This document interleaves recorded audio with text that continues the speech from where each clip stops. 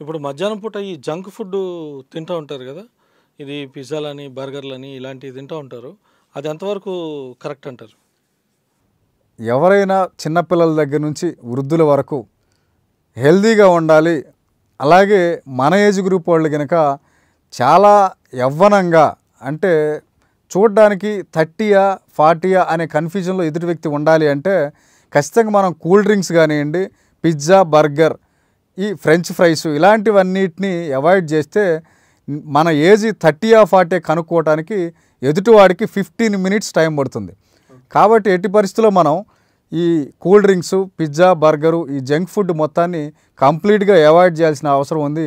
భారతీయులందరూ తెలుసుకోవాల్సిన విషయం ఏంటంటే ఏ ఫుడ్ అయినా కానీ అది ఇంట్లో ప్రిపేర్ చేసిందైతే హెల్తీ ఫుడ్, బయట ప్రిపేర్ చేసిందంటే దాంట్లో ప్రిజర్వేటివ్స్ ఉంటాయి, కలర్స్ ఉంటాయి, అలాగే ప్యాక్డ్ ఫుడ్ అది ప్రిజర్వ్డ్ ఫుడ్.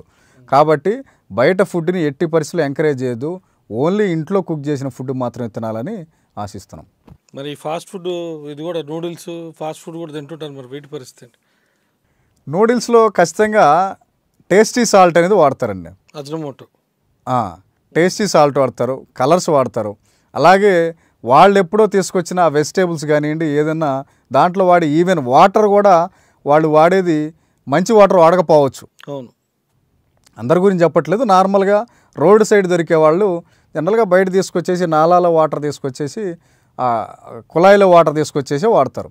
సో మనం వాటర్ కూడా చాలా జాగ్రత్తగా ఆలోచించి తీసుకోవాల్సిన అవసరం ఉంది. మనం తీసుకునే వాటర్లో మినరల్స్ ఉండాలి, అలాగే ప్యూరిఫైడ్ అయి ఉండాలి. సో ఆర్ఓ వాటర్ ఇలాంటివి తీసుకుంటాం, ఎందుకంటే డీహైడ్రేట్ అవ్వకుండా ఉండటం కోసం. సో కాబట్టి మనం తీసుకునే వాటర్ కూడా మనం 1-4 సార్లు ఆలోచించి తీసుకోవాల్సిన అవసరం ఉంది. అలాంటప్పుడు మనం తీసుకునే ఫుడ్ కూడా హెల్తీ ఫుడ్ అయి ఉండాలి. దాంట్లో కలర్స్ కానివ్వండి, ప్రిజర్వేటివ్స్ కానివ్వండి, ప్యాక్డ్ కానీ అవి ఉండకూడదు. కాబట్టి ఈ జంక్ ఫుడ్ కోవాలోకే వస్తుంది ఈ నూడిల్స్ ఇవి కూడా. కాబట్టి పూర్తిగా అవాయిడ్ చేస్తేనే మన భారతదేశం ఆ హెల్తీగా ఉంటుంది. ఆఫ్టర్నూన్ టైంలో కానీ డిన్నర్ టైంలో కానీ ఏదైనా ఇప్పుడు గ్యాస్ ఫామ్ అవుతూ ఉంటుంది టైంకి తినకపోతే. సో అటువంటి వారికి సింపుల్గా ఏదైనా చిట్కా చెప్పండి.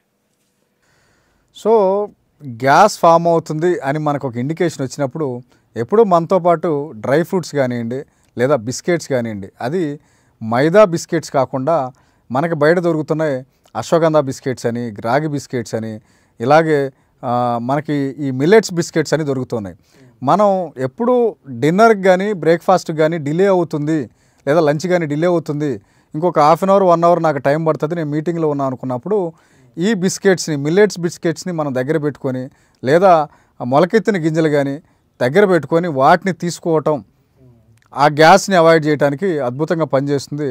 అలాగే ఎవరైనా ఈ ఎసిడిటీతో బాగా ఇబ్బంది పడుతూ ఉంటే 1/2 టీ స్పూను మిశ్రీ అంటే కలకందని కలుపుకొని తీసుకోవటం వల్ల ఈ ఎసిడిటీ నుంచి బయటపడటానికి అద్భుతమైన అవకాశాలు ఉన్నాయి.